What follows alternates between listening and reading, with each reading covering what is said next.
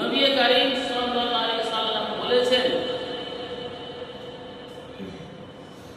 লা ইউমিনু আহাদুকুম হাত্তা আকুনা আহাব্বা ইলাইহি মিন ওয়ালিদিহি ওয়া ওয়ালাদিহি ওয়ান নাস আজমাইন।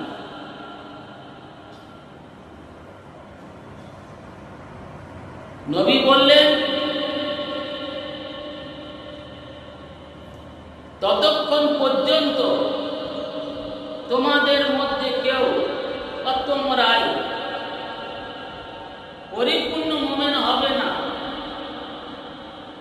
যতক্ষণ না আমি তোমাদের কাছে তোমাদের মাল, তোমাদের ধন সম্পদ, তোমাদের সন্তান সন্ততি, টাকা পয়সা, বাপ মা সবার চেয়ে অধিক না।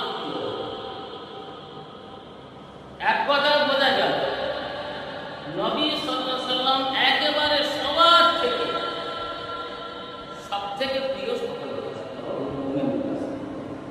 এক কথা বোঝা গেল, নবী মুহাম্মদ সাল্লাল্লাহু আলাইহি সাল্লামকে যদি আন্তরিকতার সঙ্গে অন্তরে ভালো না বাসে, সে মুমিন হতে পারবে না।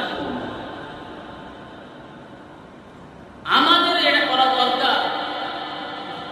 আমরা আই লাভ মোহাম্মদ বলবো, আমি মোহাম্মদকে ভালোবাসি বলবো, তাদের জেল হয় হবে, তাদের কিছু সংগঠিত হয় হবে, দ্বন্দ্ব হয় হবে, তার জন্য বিভিন্ন অভিযোগরা যাবে না, ভয় করা হবে। যদি